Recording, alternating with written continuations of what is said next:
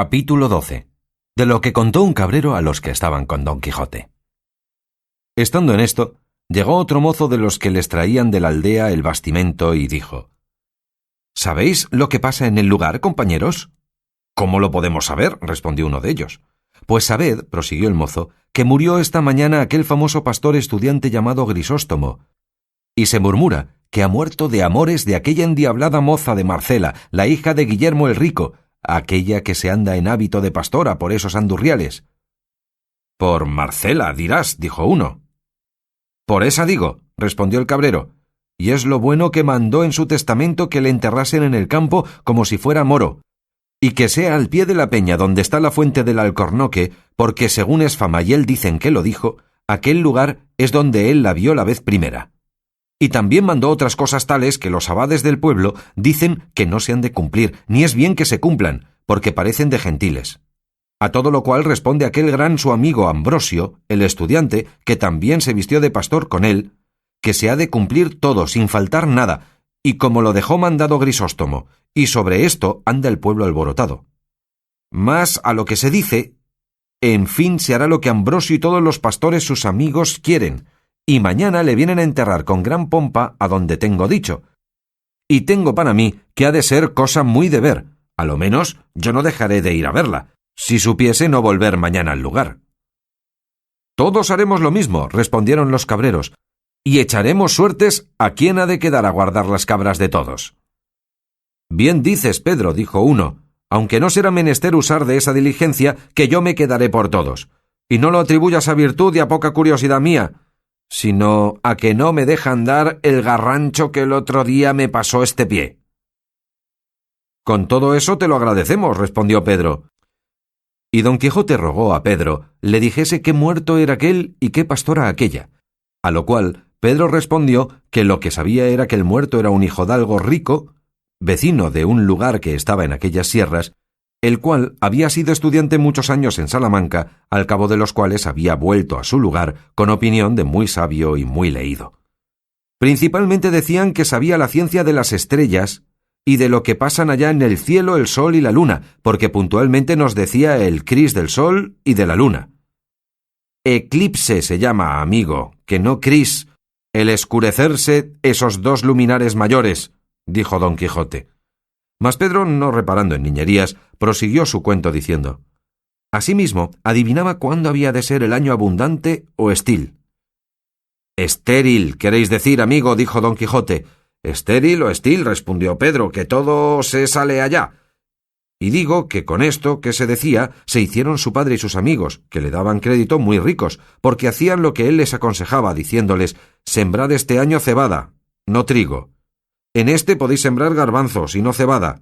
El que viene será de guilla de aceite. Los 3 siguientes no se cogerá gota. Esa ciencia se llama astrología, dijo Don Quijote. No sé yo cómo se llama, replicó Pedro, mas sé que todo esto sabía y aún más. Finalmente no pasaron muchos meses después que vino de Salamanca, cuando un día remaneció vestido de pastor con su cayado y pellico, habiéndose quitado los hábitos largos que como escolar traía, y juntamente se vistió con él de pastor otro su grande amigo, llamado Ambrosio, que había sido su compañero en los estudios. Olvidábaseme de decir como Grisóstomo, el difunto, fue grande hombre de componer coplas, tanto que él hacía los villancicos para la noche del nacimiento del Señor y los autos para el día de Dios, que los representaban los mozos de nuestro pueblo, y todos decían que eran por el cabo. Cuando los del lugar vieron tan de improviso vestidos de pastores a los 2 escolares, quedaron admirados y no podían adivinar la causa que les había movido a hacer aquella tan extraña mudanza. Ya en este tiempo era muerto el padre de nuestro Grisóstomo, y él quedó heredado en mucha cantidad de hacienda, así en muebles como en raíces, y en no pequeña cantidad de ganado, mayor y menor, y en gran cantidad de dineros, de todo lo cual quedó el mozo señor desoluto, y en verdad que todo lo merecía, que era muy buen compañero y caritativo y amigo de los buenos, y tenía una cara como una bendición. Después se vino a entender que el haberse mudado de traje no había sido por otra cosa que por andarse por estos despoblados en pos de aquella pastora Marcela, que nuestro zagal nombró denantes, de la cual se había enamorado el pobre difunto de Grisóstomo. Y quiero os decir ahora, porque es bien que lo sepáis, quién es esta rapaza, Quizá, y aun sin quizá, no habréis oído semejante cosa en todos los días de vuestra vida, aunque viváis más años que sarna. Decid sarra, replicó don Quijote, no pudiendo sufrir el trocar de los vocablos del cabrero. Harto vive la sarna, respondió Pedro, y si es, señor, que me habéis de andar zahiriendo a cada paso los vocablos, no acabaremos en un año. Perdonad, amigo, dijo don Quijote, que por haber tanta diferencia de sarna a sarra os lo dije, pero vos respondisteis muy bien, porque vive más sarna que sarra, y proseguid vuestra historia, que no os replicaré más en nada. Digo, pues, señor mío de mi alma, dijo el cabrero,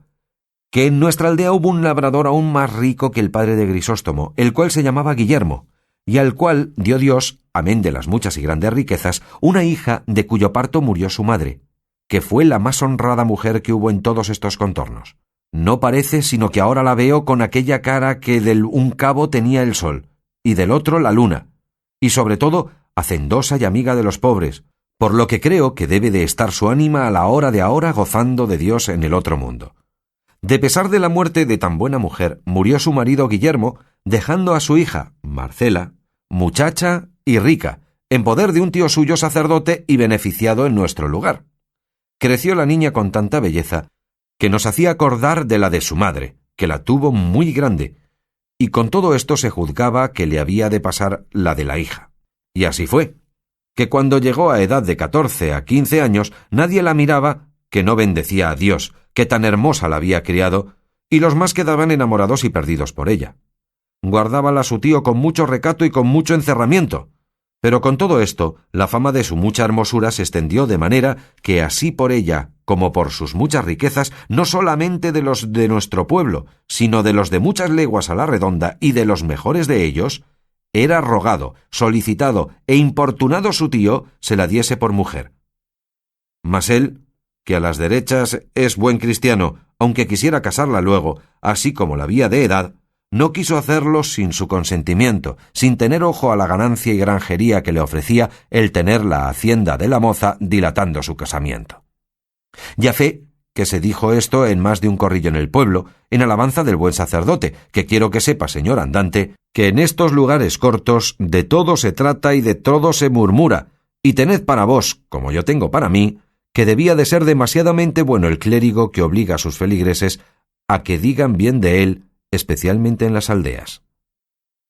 Así es la verdad, dijo don Quijote. Y proseguid adelante, que el cuento es muy bueno y vos, buen Pedro, le contáis con muy buena gracia. La del señor no me falte, que es la que hace al caso. Y en lo demás sabréis que, aunque el tío proponía a la sobrina y le decía las calidades de cada uno en particular, de los muchos que por mujer la pedían, rogándole que se casase y escogiese a su gusto, jamás ella respondió otra cosa, sino que por entonces no quería casarse, y que por ser tan muchacha no se sentía hábil para poder llevar la carga del matrimonio.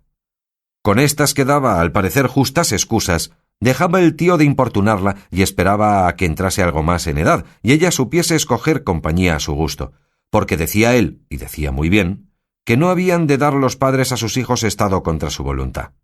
Pero hételo aquí, cuando no me cato,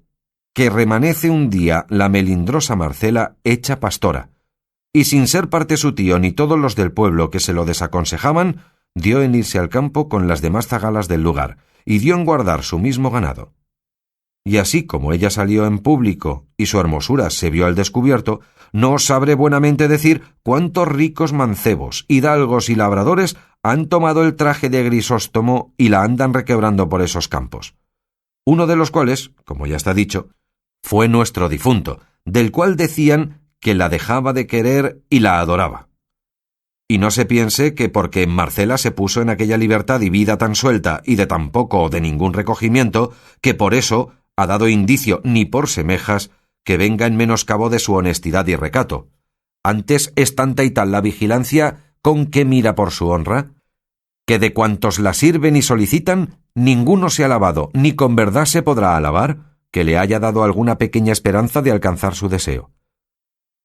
Que puesto que no huye ni se esquiva de la compañía y conversación de los pastores, y los trata cortés y amigablemente, en llegando a descubrirle su intención, cualquiera de ellos, aunque sea tan justa y santa como la del matrimonio, los arroja de sí como con un trabuco. Y con esta manera de condición hace más daño en esta tierra que si por ella entrara la pestilencia, porque su afabilidad y hermosura atrae los corazones de los que la tratan a servirla y amarla, pero su desdén y desengaño los conduce a términos de desesperarse, y así no saben qué decirle, sino llamarla a voces cruel y desagradecida, con otros títulos a este semejantes que bien la calidad de su condición manifiestan. Y si aquí estuviésedes, Señor, algún día veríades resonar estas sierras y estos valles con los lamentos de los desengañados que la siguen. No está muy lejos de aquí un sitio donde hay casi 2 docenas de altas hayas, y no hay ninguna que en su lisa corteza no tenga grabado y escrito el nombre de Marcela, y encima de alguna una corona grabada en el mismo árbol, como si más claramente dijera su amante que Marcela la lleva y la merece de toda la hermosura humana. Aquí suspira un pastor, allí se queja otro, acullá se oyen amorosas canciones, acá desesperadas endechas.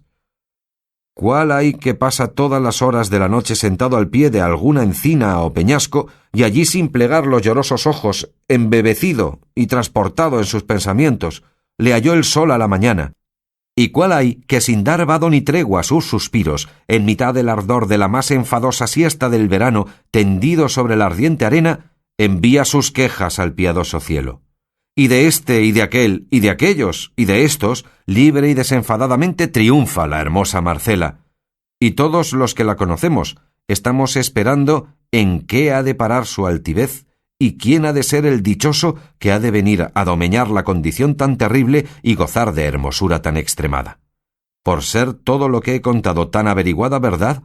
me doy a entender que también lo es la que nuestro zagal dijo que se decía de la causa de la muerte de Grisóstomo.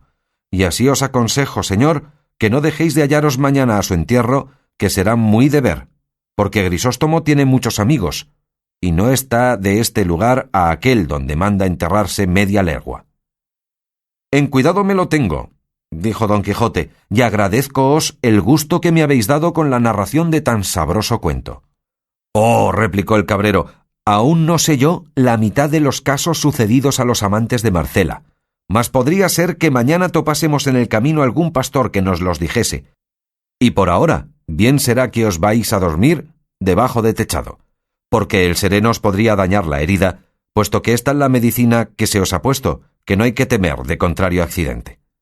Sancho Panza, que ya daba al diablo el tanto hablar del cabrero, solicitó por su parte que su amo se entrase a dormir en la choza de Pedro. Hízolo así, y todo lo más de la noche se le pasó en memorias de su señora Dulcinea, a imitación de los amantes de Marcela. Sancho Panza se acomodó entre Rocinante y su jumento, y durmió, no como enamorado desfavorecido, sino como hombre molido a coces.